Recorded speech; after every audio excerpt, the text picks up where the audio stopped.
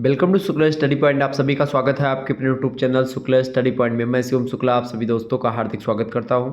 आज के वीडियो के माध्यम से हम लोग चर्चा करेंगे फिजिकल एजुकेशन एंड योगा के ऑब्जेक्टिव टाइप के प्रश्नों के बारे में, जो कि आपकी परीक्षा की दृष्टि से बहुत इंपॉर्टेंट होंगे। आप किसी भी विश्वविद्यालय से रिलेटेड हैं तो आप सभी विश्वविद्यालयों में एक अनिवार्य प्रश्न पत्र BA BSc BCom हर एक कोर्स में आपको पढ़ना पड़ता है, जिसको आप बोलते हैं अनिवार्य प्रश्न पत्र या को करिकुलर या फिर सह पाठ्यक्रमिक अनिवार्य प्रश्न पत्र। ठीक है, तो उसमें आपको BA 4th सेमेस्टर में फिजिकल एजुकेशन एंड योगा पढ़ना होता है, मतलब कि शारीरिक शिक्षा और योग के बारे में पढ़ना होता है BA BSc BCom के। जब आप सेमेस्टर 4 में होते हैं अर्थात BA second year 4th semester में आपको अनिवार्य प्रश्न पत्र के रूप में पढ़ना होता है शारीरिक शिक्षा और योग के बारे में। तो ऑब्जेक्टिव टाइप की परीक्षाएं, मतलब ऑब्जेक्टिव टाइप का प्रश्न पूछा जाता है। तो आइए हम चर्चा करने का प्रयास करते हैं कि कौन कौन से प्रश्न ऐसे हैं जो कि आपकी परीक्षा में पूछे जा सकते हैं। इससे पहले 2-3 मॉडल पेपर ऑलरेडी मैं दे चुका हूं, आप लोगों ने देखा होगा। वो 2-3 विश्वविद्यालय के क्वेश्चन पेपर हुए हैं, उनको भी मैंने सॉल्व करवाया, तो वो भी आप देख सकते हैं। तो आसानी से आप समझ पाएंगे कि आखिरकार प्रश्न कौन कौन से पूछे जाते हैं और उनके उत्तर क्या होते हैं। तो आइए हम उसी श्रृंखला में आगे बढ़ते हैं और तीव्र गति से लगभग 100 से अधिक ऑब्जेक्टिव टाइप के प्रश्नों को जानने का प्रयास करते हैं।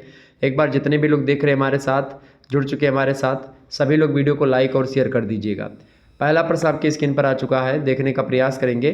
चलें, प्रश्न है, भारत में ब्रिटिश काल में कुलीन वर्ग के पब्लिक स्कूलों में कोई महत्व नहीं दिया जाता था। किसको? स्विमिंग को, घुड़दौड़ को, या फिर स्वदेशी खेलों को, या पोलो को? बताएं। भारत में ब्रिटिश काल में कुलीन वर्ग के पब्लिक स्कूलों में कोई महत्व नहीं दिया जाता था, तो वो स्वदेशी खेलों को कोई महत्व नहीं दिया जाता था। ऑप्शन नंबर इसका सा करेक्ट आंसर हो जाएगा। आगे बढ़ते हैं, अगला क्वेश्चन देखने का प्रयास करेंगे। अगला प्रश्न आपकी स्क्रीन पर आ चुका है, देखेंगे। अगला प्रश्न है, भारत में ब्रिटिश काल में किस संस्था ने शारीरिक शिक्षा को अपने पैरों पर खड़ा किया था? तो कौन सी संस्था है भाई? YMCA, या फिर central board for physical welfare, या ताराचंद कमेटी, या फिर WHO? तो इसका करेक्ट आंसर हो जाएगा YMCA। Option number A correct answer हो जाएगा। तो भारत में ब्रिटिश काल में जो संस्था थी जिसने शारीरिक शिक्षा को अपने पैरों पर खड़ा किया, उस संस्था का नाम है YMCA। ओके, नेक्स्ट क्वेश्चन आप देखेंगे। अगला प्रश्न आपकी स्क्रीन पर आ चुका है, अखिल महाराष्ट्र शारीरिक शिक्षा मंडल के द्वारा किस स्वदेशी खेल के नियमों का मानकीकरण किया गया था? खो खो का, कबड्डी का, या फिर आटीपारिया का? तो अखिल महाराष्ट्र शारीरिक शिक्षा मंडल के द्वारा जिस स्वदेशी खेल का या उसके नियमों का मानकीकरण किया गया, वो कबड्डी का भी किया गया था, खो खो का भी किया गया था, और आटीपारिया का भी किया गया था। ये सब खेल है। ऑप्शन नंबर इसका दा करेक्ट आंसर हो जाएगा।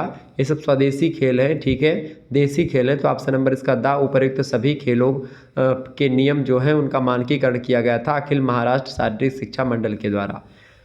अगला प्रश्न आप देखिएगा, भारत में राष्ट्रीय स्तर पर एक खेल निकाय की स्थापना किसने की थी? बताएं। जमनालाल बजाज ने, या फिर दोराबजी जमदेश जी टाटा ने, या फिर लॉर्ड मैकाले ने, या मनोहर लाल ने?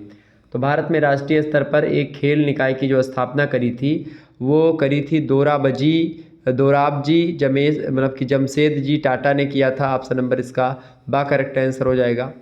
अगला क्वेश्चन आप देखेंगे, शारीरिक शिक्षा के उद्देश्यों में कौन सा नया दृष्टिकोण शामिल है? बताएं। संज्ञानात्मक क्षेत्र, प्रभावी क्षेत्र, या मनोचालक क्षेत्र? तो इसका करेक्ट आंसर हो जाएगा उपरोक्त सभी, अर्थात ये सभी क्षेत्र जो है या सभी दृष्टिकोण जो है शारीरिक शिक्षा के उद्देश्यों में शामिल हैं।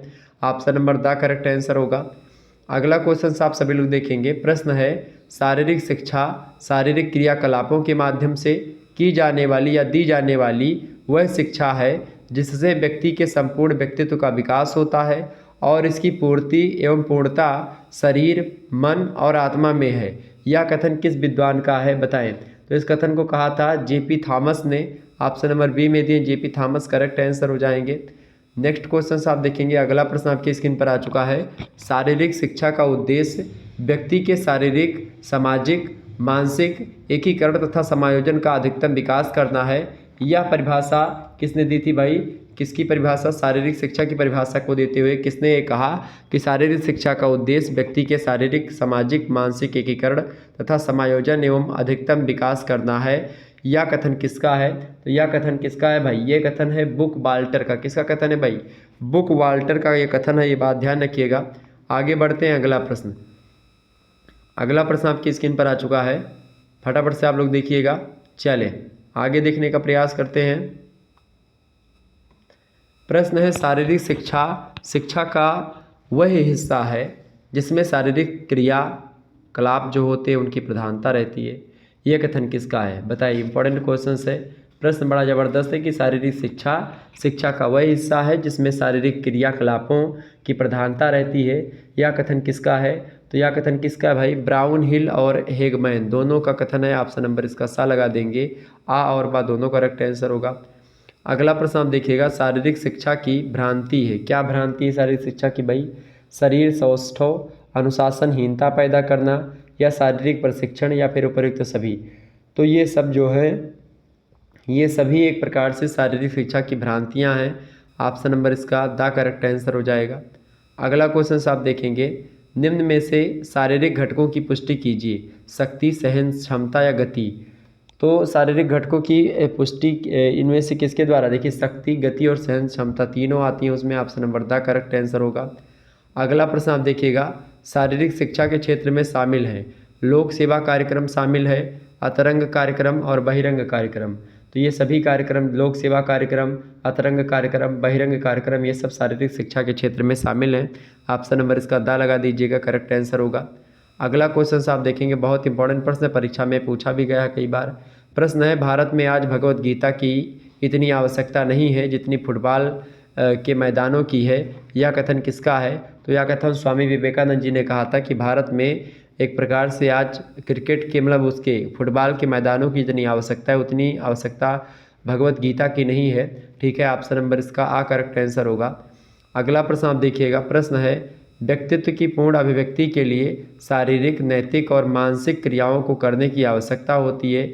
यह कथन किसका है? बताएं।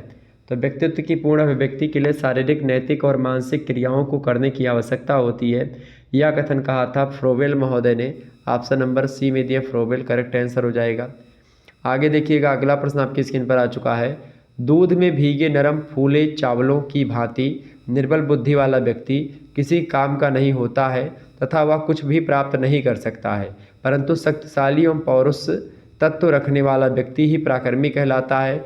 वह ही जीवन में सब कुछ कर सकता है और सब कुछ प्राप्त कर सकता है। यह कथन किसका है? तो यह कथन कहा था स्वामी रामकृष्ण परमहंस ने। ऑप्शन नंबर सा में दिए हैं, करेक्ट आंसर हो जाएंगे। ये विवेकानंद जी के गुरु जी थे। ऑप्शन नंबर इसका सा करेक्ट आंसर होगा। आगे देखिएगा, अगला प्रश्न आपकी स्क्रीन पर आ चुका है, फटाफट से आप लोग देखेंगे। चलिए एक बार वीडियो को लाइक और शेयर कर दीजिएगा। सभी दोस्तों से यही निवेदन है, वीडियो को लाइक और शेयर कर दीजिएगा। लगातार आपके लिए मैं प्रयास कर रहा हूं कि भैया आपको अच्छे से अच्छा कंटेंट दिया जाए ताकि आप अपनी परीक्षा में अच्छा कर पाएँ। देखिए चले, प्रश्न आपकी स्क्रीन पर आ चुका है। प्रश्न क्या है? भारत का परंपरागत व्यायाम है, बताएं। भारत का परंपरागत व्यायाम कौन सा है? देखिए, दंड बैठक, मलखंभ और सपाट मारना। ये सब एक प्रकार से जो दंड बैठक है या मलखंभ है या सपाट मारना है, ये सब भारत का परंपरागत व्यायाम है। हर लड़के करते रहते हैं इधर उधर। ठीक है, ऑप्शन नंबर इसका द करेक्ट आंसर हो जाएगा। अगला क्वेश्चन आप देखिएगा, अगला प्रश्न आपकी स्क्रीन पर आ चुका है, शारीरिक शिक्षा के क्षेत्र में मतलब शारीरिक शिक्षा के क्षेत्र से संबंधित जल क्रिया है जो फिटनेस के लिए आवश्यक मानी जाती है। तैराकी, वाटर पोलो, गोताखोरी या फिर ये सभी। तो भाई अगर करेक्ट आंसर इसमें देखेंगे तो डी ऑप्शन लगेगा। वाटर पोलो, तैराकी, गोताखोरी, ये सब शारीरिक शिक्षा के क्षेत्र से रिलेटेड ही हैं और जल क्रिया है जो कि फिटनेस के लिए आवश्यक भी मानी जाती है। तो ऑप्शन नंबर इसका द करेक्ट आंसर होगा। अगला प्रश्न आप देखेंगे, लोक नृत्य जो शारीरिक गतिविधियों एवं मनोरंजन पर आधारित है। तो शारीरिक गतिविधियों और मनोरंजन पर आधारित होने वाला जो लोक नृत्य है, इनमें से देखिए झूमर भी लोक नृत्य है, भांगड़ा भी और गरबा भी है। ऑप्शन नंबर द लगा देंगे। ये सभी जो हैं लोक नृत्य हैं जो शारीरिक गतिविधियों एवं मनोरंजन दोनों पर आधारित है। Option number the correct answer होगा। अगला क्वेश्चन आप देखेंगे, आउटडोर खेल इनमें से कौन सा है? देखिए, हॉकी, फुटबॉल और खो खो, ये सब आउटडोर खेल ही हैं। ऑप्शन नंबर इसका द करेक्ट आंसर होगा। अगला प्रश्न आप देखेंगे, शारीरिक शिक्षा है। ये सब प्रश्न बहुत ही इंपॉर्टेंट है, इनको ध्यान रख लीजिएगा। ठीक है, प्रश्न अगला है, शारीरिक शिक्षा है, शारीरिक प्रशिक्षण, शारीरिक विकास या शारीरिक निष्पादन। तो शारीरिक शिक्षा जो होती है ये शारीरिक विकास करती है। ऑप्शन नंबर इसका बा करेक्ट आंसर होगा। अगला प्रश्न आपकी स्क्रीन पर आ चुका है, स्वस्थ शरीर होने से ही मन की कार्यविधि सुगम और सुनिश्चित होती है। यह कथन किसका है? तो यह कथन कहा था रूसो ने। किसने कहा था? रूसो ने कहा था। ऑप्शन नंबर सा करेक्ट आंसर होता है, मतलब होगा इसका। अगला क्वेश्चन से आप देखेंगे, व्यक्तित्व की पूर्ण अभिव्यक्ति के लिए शारीरिक, नैतिक और मानसिक क्रियाओं को करने की आवश्यकता होती है, यह कथन किसका है?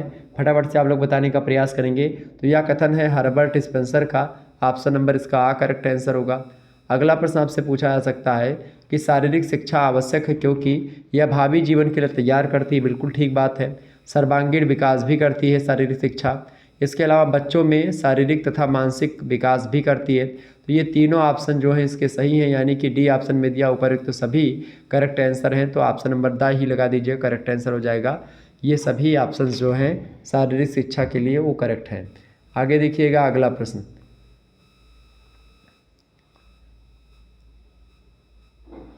अगला क्वेश्चन आप देखने का प्रयास करेंगे सभी लोग। एक बार वीडियो को शेयर कर दीजिएगा और लाइक कर दीजिएगा जो नए जुड़ रहे हैं हमारे बंधु। चले, प्रश्न बड़ा ही ज़बरदस्त आ चुका है। प्रश्न है, क्या प्रश्न है कि शारीरिक शिक्षा के क्षेत्र में कैरियर से संबंधित हानियाँ बताइए। तो कैरियर से संबंधित हानियाँ कौन कौन सी भाई? देखिए जो है काम का तनाव रहेगा, कार्यकारी घंटे, इसके अलावा आरंभ में वेतन का स्तर कम होता है। तो शारीरिक शिक्षा के क्षेत्र में अगर आप करियर बनाना चाहते हैं तो ये तीन हानियाँ, चूँकि काम का तनाव भी आपको रहेगा, कार्यकारी घंटे भी आपको एक प्रकार से मिले, मतलब कि देने होंगे, इसके अलावा आरंभ में वेतन का स्तर जो होगा वो कम होगा। तो ये तीन हानियाँ हो सकती हैं। ऑप्शन नंबर द लगा देंगे उपयुक्त तो सभी। अगला प्रश्न आप देखिएगा, प्रश्न आपकी स्क्रीन पर आ चुका है। शारीरिक शिक्षा के क्षेत्र में विभिन्न प्रकार के जॉब प्रोफाइल कौन से पाए जाते हैं? तो शारीरिक शिक्षा के क्षेत्र में जो जॉब प्रोफाइल, मतलब कि नौकरी करने के लिए क्या क्या आप एक प्रकार से नौकरी पा सकते हैं शारीरिक शिक्षा पढ़ने के बाद में। तो सबसे पहली बात, आप शारीरिक शिक्षा के शिक्षक यानी कि टीचर हो सकते हैं, खेल प्रशिक्षक यानी कि खेल ट्रेनर हो सकते हैं, शारीरिक प्रशिक्षक हो सकते हैं, ठीक है, स्वस्थ कोच हो सकते हैं, टीम प्रबंधक भी बन सकते हैं, स्पोर्ट्स जर्नलिस्ट भी हो सकते हैं, चिकित्सक भी बन सकते हैं, क्रिकेट कोच भी हो सकते हैं आप। तो इसका करेक्ट आंसर क्या हो जाएगा? इसका करेक्ट आंसर हो जाएगा उपयुक्त तो सभी। ऑप्शन नंबर द में दिया है उपयुक्त तो सभी। तो ये सभी ऑप्शन जो है करेक्ट आंसर हैं, ठीक है। ये बात ध्यान रखिएगा, आप सभी क्षेत्रों में नौकरी पा सकते हैं। अगला क्वेश्चन आपकी स्क्रीन पर आ चुका है। प्रश्न देखेंगे, शारीरिक शिक्षा में स्नातक डिग्री पाठ्यक्रम के अंतर्गत किन क्षेत्रों को शामिल किया जाता है? तो शारीरिक शिक्षा में स्नातक डिग्री पाठ्यक्रम के अंतर्गत खास करके आप देखते हैं खेल समाज शास्त्र को भी शामिल किया जाता है। इसके अलावा आप देखते हैं जो है एनाटॉमी और फिजियोलॉजी को भी शामिल करते हैं। इसके अलावा जो है क्रिंसियोलॉजी को भी शामिल करते हैं, स्वास्थ्य शिक्षा को भी शामिल करते हैं, खेल प्रबंधन को भी शामिल करते हैं, शारीरिक शिक्षा में प्रशिक्षण तथा माप भी शामिल करते हैं, शारीरिक शिक्षा में शिक्षण विधियां भी शामिल करते हैं, कंप्यूटर शिक्षा का इतिहास भी शामिल करते हैं, खेल कूद प्रशिक्षण भी शामिल करते हैं, शारीरिक शिक्षा का इतिहास भी शामिल करते हैं। यानी ये सभी चीज़ें शामिल करते हैं। ऑप्शन नंबर इसका द करेक्ट आंसर हो जाएगा। ये सभी चीज़ें स्नातक डिग्री पाठ्यक्रम के अंतर्गत शारीरिक शिक्षा में शामिल की जाती हैं। आगे बढ़ते हैं, अगला क्वेश्चन आपकी स्क्रीन पर आ चुका है। अंग्रेजी सरकार में भारत में पाठशालाओं में व्यायाम शिक्षकों की नियुक्ति कब की गई थी? बताएं। तो अंग्रेजी सरकार में भारत में पाठशालों या जो पाठशालाएं हैं उन पाठशालाओं में व्यायाम शिक्षकों की नियुक्ति कब की गई? तो ये 1880 में की गई थी। Option number the correct answer होगा। अगला प्रश्न आप देखिएगा, भारत में YMCA college of physical education की स्थापना किसने की थी? तो इसको किसने की थी भाई? बुक ने की थी, यानी HC बुच ने करी थी। ऑप्शन नंबर इसका बा करेक्ट आंसर होगा। आगे देखिएगा, अगला प्रश्न आपकी स्क्रीन पर आ चुका है। इंपॉर्टेंट प्रश्न है आपकी परीक्षा के दृष्टि से। प्रश्न है, प्रश्न क्या है भाई? प्रश्न है, भारत में साई का उद्देश्य क्या है? SAI का क्या उद्देश्य है भारत में? यानी साई का क्या उद्देश्य है भारत में? तो साई का उद्देश्य है श्रेष्ठ स्तर के आधिकारिक जो अधिशिक्षक हैं उनको तैयार करना। बिल्कुल ठीक बात है। अधिशिक्षकों में तकनीकी योग्यता विकसित करने में सहायता करना, ये भी साई का उद्देश्य है। खेल संघों को खेलों का स्तर विकसित करने में मदद करना, ये सब साई का उद्देश्य है। ऑप्शन नंबर द लगा देंगे उपयुक्त सभी। अगला प्रश्न आप देखिएगा, अगला प्रश्न आ चुका है आपकी स्क्रीन पर। प्रश्न है, शारीरिक शिक्षा के उद्देश्य निम्न अनुसार निर्धारित किए जा सकते हैं। शारीरिक सुयोग्यता का विकास करके, या नाड़ी पेशी यानी कि जो न्यूरो मस्कुलर होती हैं उनको उनकी स्किल का डेवलप करके, यानी नाड़ी पेशीय कौशलों का विकास करके, या व्यक्तित्व एवं चरित्र का विकास करके। तो शारीरिक शिक्षा के उद्देश्य आप जो है इन सभी चीज़ों का विकास करके कर सकते हैं। ऑप्शन नंबर इसका द करेक्ट आंसर होगा। अगला प्रश्न आप देखेंगे, विद्यालय में खेल का मैदान कितना बड़ा हो, इस संबंध में केंद्रीय शैक्षिक परामर्शदात्री जो परिषद है उसने क्या सुझाव दिया था। तो उसने कहा था एक प्रकार से, सबसे पहली बात, प्राथमिक विद्यालय 20 × 20 मीटर का एक प्रकार से खेल का मैदान बनाएं और उच्च माध्यमिक विद्यालय में 160 छात्रों के लिए 2 से 3 एकड़ का ज़मीन एक प्रकार से खेल मैदान के लिए होना चाहिए। तो इसका करेक्ट आंसर क्या हो जाएगा, ऑप्शन नंबर इसका द करेक्ट आंसर हो जाएगा, आ और बा करेक्ट आंसर है। अगला प्रश्न आप देखेंगे, उच्च माध्यमिक विद्यालय के शारीरिक शिक्षक में निम्न योग्यता होनी चाहिए। क्या योग्यता होनी चाहिए भाई, सबसे पहली बात तो वो स्नातक होना चाहिए, बीए पास या बीएससी, मतलब स्नातक डिग्री उसके पास हो। शारीरिक शिक्षा में डिप्लोमा होना चाहिए, शिक्षक प्रशिक्षण प्राप्त होना चाहिए, ऑप्शन नंबर डी लगा दीजिएगा। उपयुक्त सभी योग्यताएं होनी चाहिए उच्च माध्यमिक विद्यालय में शारीरिक शिक्षक बनने के लिए। अगला प्रश्न आप देखिएगा, व्यायाम में अभ्यास सीखने का नियम है, बताएं व्यायाम में अभ्यास का नियम क्या है। तो व्यायाम में अभ्यास का नियम है सरल से कठिन की ओर, ऑप्शन नंबर इसका आ करेक्ट आंसर होगा। अगला क्वेश्चन आप देखेंगे, ड्रिल के लिए उपयुक्त उम्र क्या है। तो ड्रिल के लिए उपयुक्त उम्र है 8 वर्ष से जब आप अधिक हो जाए, अधिक आयु के बच्चों के लिए ड्रिल एक प्रकार से उपयुक्त होती है, ऑप्शन नंबर बा करेक्ट आंसर हो जाएगा। आगे बढ़ते हैं, अगला प्रश्न आपकी स्क्रीन पर आ चुका है, सभी लोग देखेंगे, एक बार वीडियो को शेयर और लाइक कर दीजिएगा फटाफट से, बहुत अच्छे तरीके से आप लोग पढ़ाई कर रहे हैं। चले अगला प्रश्न आपकी स्क्रीन पर आ चुका है भाई, सभी लोग देखने का प्रयास करेंगे। प्रश्न क्या है, प्रश्न आप सभी लोग देखिएगा, प्रश्न क्या दिया हुआ है आपकी स्क्रीन पर, सभी लोग देखिएगा। प्रश्न है, शरीर की आकृति धनुष के समान बनती है, बताएं किस आसन में शरीर की आकृति जो होती है वो धनुष के समान बनती है भाई। तो इसका करेक्ट आंसर क्या हो जाएगा, धनुरासन, ऑप्शन नंबर इसका बा बिल्कुल करेक्ट आंसर हो जाएगा। शरीर की आकृति जो है धनुष के समान किस में बनती है, धनुरासन में बनती है, ऑप्शन नंबर बा करेक्ट आंसर होगा। अगला प्रश्न आप देखिएगा, खड़े होकर के किया जाने वाला आसन कौन सा है, पद्मासन, ताड़ासन, वज्रासन या गोमुखासन। तो खड़े होकर के किया जाने वाला जो आसन है उसको बोलते हैं ताड़ासन, ऑप्शन नंबर इसका बा करेक्ट आंसर होगा। अगला क्वेश्चन आप देखिएगा, प्रश्न है, वह आसन जिसमें या जिससे यकृत, प्लीहा या बढ़ी हुई पौरुष ग्रंथि में लाभ होता है और पाचन क्रिया सुचारू होती है, वह आसन कौन सा है, बताएं। वह आसन जिससे क्या होता है, यकृत, प्लीहा या बढ़ी हुई पौरुष ग्रंथि में लाभ होता है और पाचन क्रिया सुचारू रूप से चलती है, तो आसन है जानु शीर्षासन, ऑप्शन नंबर इसका बा करेक्ट आंसर होगा। अगला प्रश्न आप देखेंगे, निम्न में से शारीरिक व मानसिक थकावट दूर होती है किस आसन से, जो है विश्रामात्मक आसन से, मकरासन से या फिर शवासन से। तो इसका करेक्ट आंसर हो जाएगा, इन सभी आसन से शारीरिक और मानसिक थकावट दूर होती, चाहे मकरासन की बात करें, चाहे शवासन की बात करें, और चाहे हम बात करें विस्मरात्मक जो आसन होता है वो विश्रामात्मक, ठीक है। तो इन सभी से शारीरिक और मानसिक थकावट दूर होती है, ऑप्शन नंबर दा लगा देंगे ऊपर तो सभी।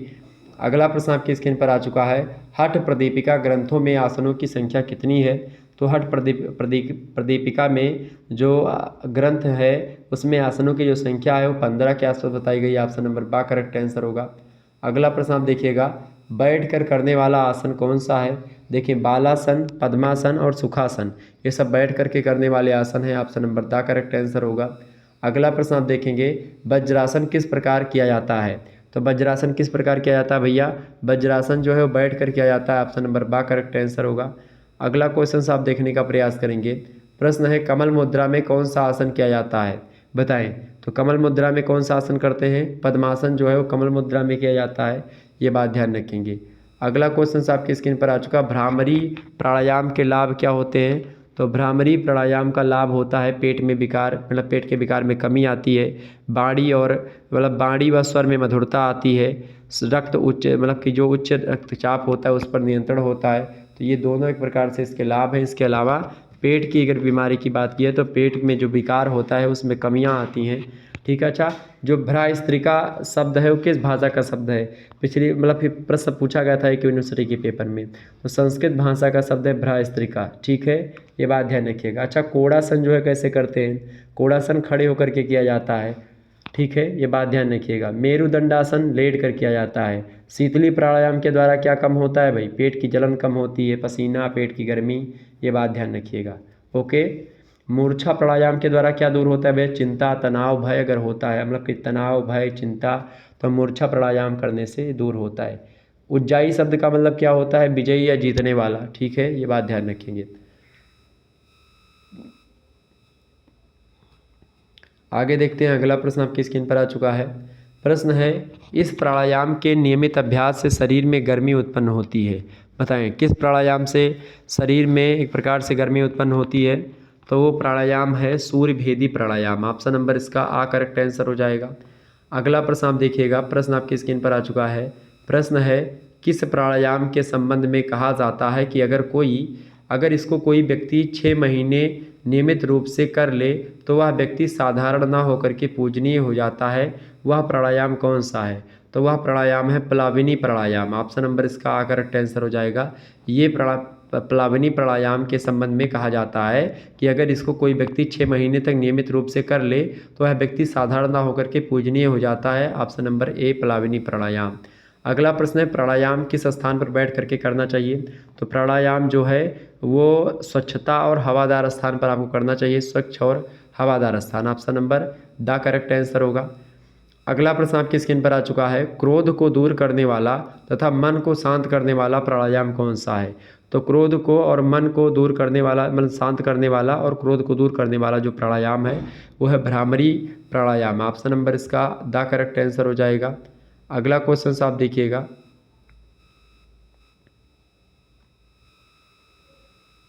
अगला प्रश्न आपकी स्क्रीन पर आ चुका है, कौन सा प्राणायाम भय, चिंता और तनाव को दूर करता है और धातु, प्रमेह और नपुंसकता को दूर करता है। तो वो कौन सा प्राणायाम है भाई। तो वो कौन सा प्राणायाम है, वो है मूर्छा प्राणायाम। कौन सा प्राणायाम है, वो है मूर्छा प्राणायाम। ठीक है, ये बात ध्यान रखिएगा। मूर्छा प्राणायाम के द्वारा चिंता, तनाव, भय ये सब दूर किया जाता है। तो मूर्छा प्राणायाम ऑप्शन नंबर द में दिया करेक्ट आंसर हो जाएगा। अगला क्वेश्चन आप देखेंगे, योग दर्शन पर बुनियादी पुस्तक कौन सी है। तो योग दर्शन पर जो बुनियादी पुस्तक है वो है पतंजलि का योग सूत्र। ऑप्शन नंबर इसका सा करेक्ट आंसर हो जाएगा।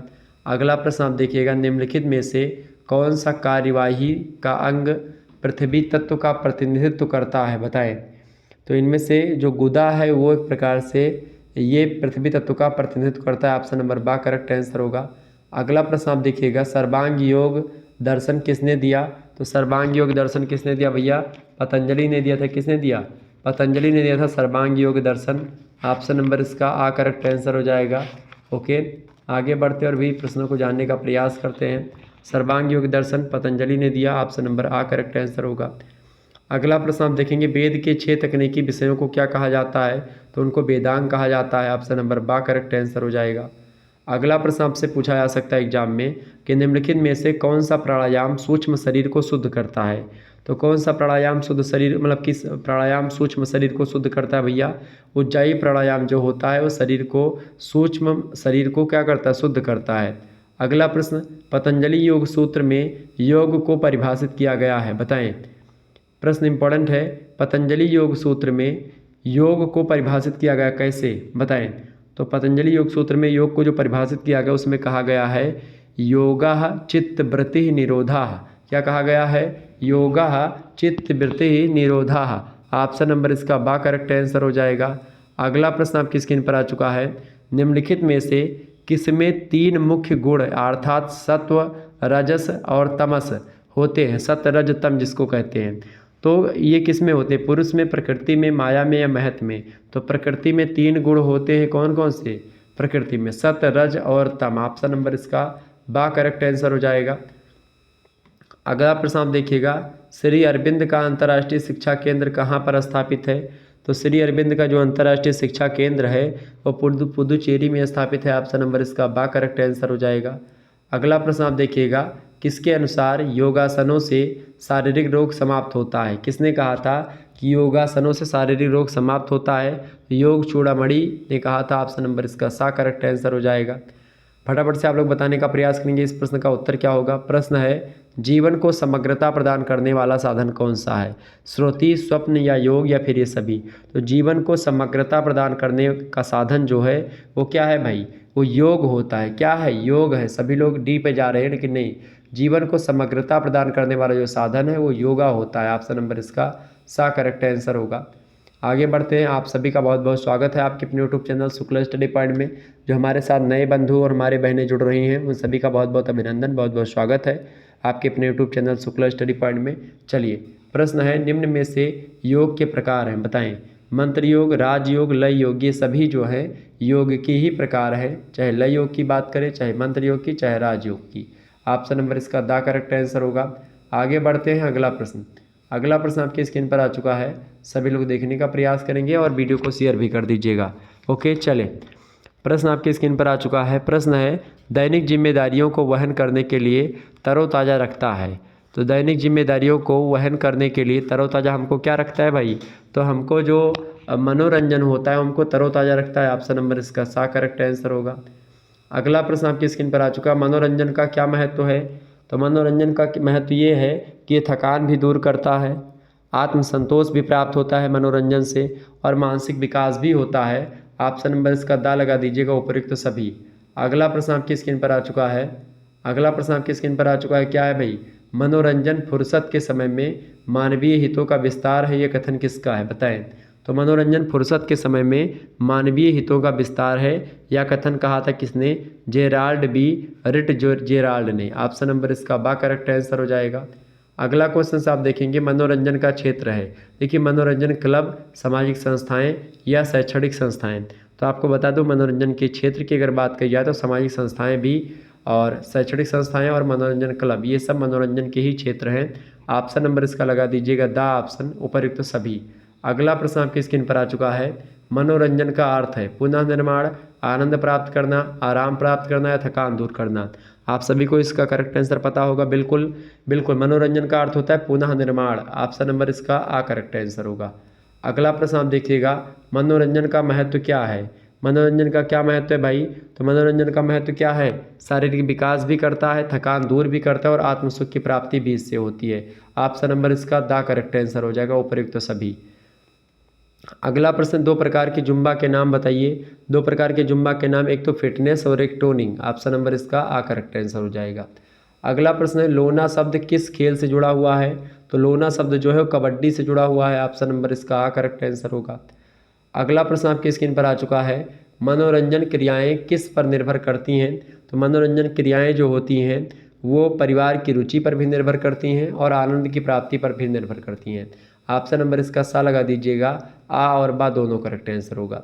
आगे देखते हैं, अगला प्रश्न आपकी स्क्रीन पर आ चुका है, कठिन परिश्रम के बाद मनोरंजन क्या देता है? विश्राम, संतोष या आनंद, या फिर ये सभी देता है?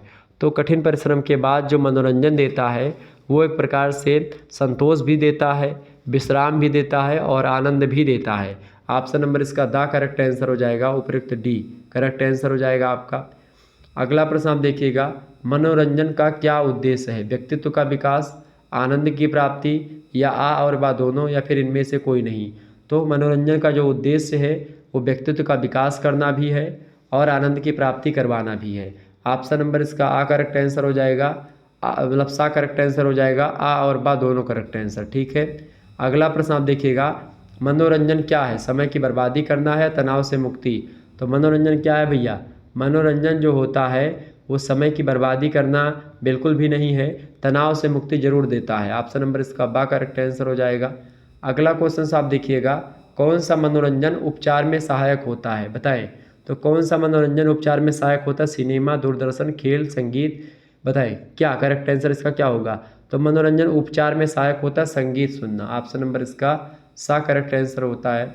अगला प्रश्न आप सभी लोग देखिएगा, अगला प्रश्न आपकी स्क्रीन पर आ चुका है, मनोरंजन की विशेषता है लचीलापन, उद्देश्यपूर्ण या खाली समय का सदुपयोग या उपयुक्त सभी।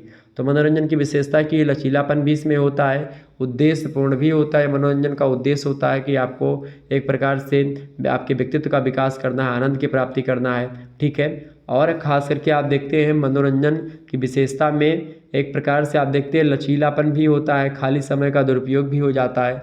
ऑप्शन नंबर डी लगा देंगे, उपयुक्त सभी। अगला प्रश्न है, मनोरंजन की प्रमुख विशेषता इनमें से कौन सी है? तो मनोरंजन की प्रमुख विशेषता कौन सी है? फटाफट से आप बताने का प्रयास करेंगे। देखिए, एक रूपता, सृजनात्मकता या विनम्रता। तो मनोरंजन की जो प्रमुख विशेषता है वो है सृजनात्मकता, मतलब कुछ ना कुछ सीखते जरूर है मनोरंजन से। ऑप्शन नंबर बा करेक्ट आंसर होगा। अगला प्रश्न आपकी स्क्रीन पर आ चुका, मनोरंजन में महत्वपूर्ण है, बताइए। आनंद, रचनात्मकता या आत्मसंतोष या फिर ये सभी। तो मनोरंजन में ये सभी चीज़ यानी रचनात्मकता भी यानी कि क्रिएटिविटी, रचनात्मकता, ठीक है, आनंद, आत्मसंतोष सब होना चाहिए। Option number the correct answer होगा। अगला प्रश्न आप देखिएगा, अगला प्रश्न आपकी स्क्रीन पर आ चुका है। प्रश्न है, मनोरंजन एक प्रक्रिया है जिसमें व्यक्ति स्वेच्छा से व्यस्त होता है क्योंकि व्यक्ति को उसमें व्यक्तिगत खुशी एवं संतोष मिलता है। यह कथन किसका है? फटाफट से आप बताएंगे। तो यह कथन किसका है? ये कथन है बटलर का, यानी जेडी बटलर। ऑप्शन नंबर बा करेक्ट आंसर हो जाएगा। अगला प्रश्न आप सभी लोग देखने का प्रयास करेंगे। अगला प्रश्न आपकी स्क्रीन पर आ चुका है, देखेंगे। प्रश्न है मनोरंजन अवकाश के समय की ऐसी प्रक्रिया जो समाज के द्वारा मान्य होती है जिसमें स्वेच्छा से भाग लेने वाले व्यक्ति को तुरंत अस्थायी आनंद की प्राप्ति होती है। यह परिभाषा मनोरंजन की किसने दी? तो यह परिभाषा दी थी हंचिंगसन ने। किसने दी थी? हंगचिंसन महोदय ने दी थी ये परिभाषा। ठीक है, किसने दी थी भैया? हंगचिंसन, सिंचन। ठीक है, एक मिनट।